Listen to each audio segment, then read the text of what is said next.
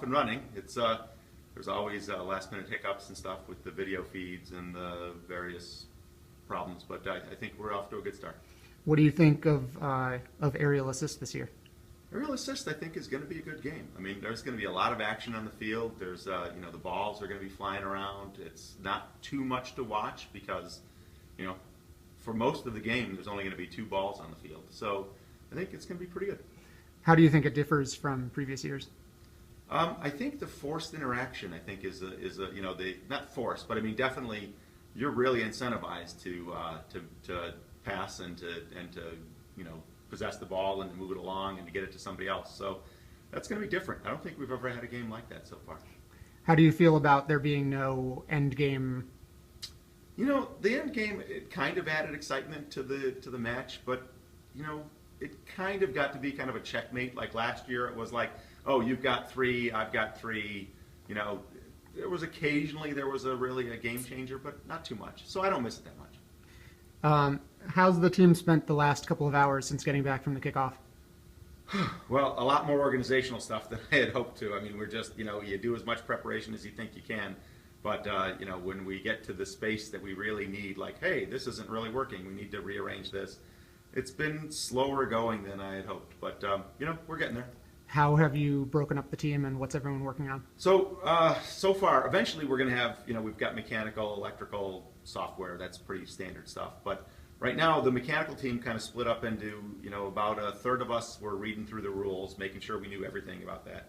About a third of us were building, some field elements, and a third of us were building a chassis for the coding team to be able to get going. So the electrical team is busy getting the power to the C-Rio and all the different, the slot A inserted into tab B, all that kind of stuff. The software team is, they're just fighting getting, LabVIEW and everything all installed and running in the environment. On a scale of 1 to 5, how do you think things are going so far? Man, I knew this question was coming, and, I'm such a positive guy. I want to say a 4, but I got to give us, at the highest I could give us is a 3. I honestly think, a fair reading, fair reading is probably we're maybe 2.5. It's not looking great right now, but I think we're going to start firing on all cylinders. We're all we have me and Sam are the only ones with any first team experience. So this is a rookie year. Really good engineers, but it's a rookie year. So it's a little rough. So what's up for the next couple of hours? Next couple of hours. Well, always it's about the what's, right? The first thing you have to decide is what does my robot have to do?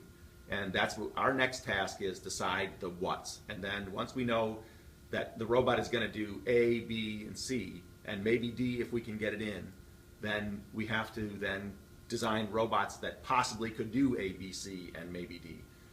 So we have to decide the what's. Then we're going to have to kind of settle on, okay, given what we want to do, how do we do that? And that's the next step. So the what's first, then figuring out the how's. 7 o'clock tonight, that's only 2 hours away. It's probably going to push to more like 9, but certainly before everybody disappears, we have to say this is what this robot's going to do, and this is how it's going to do it.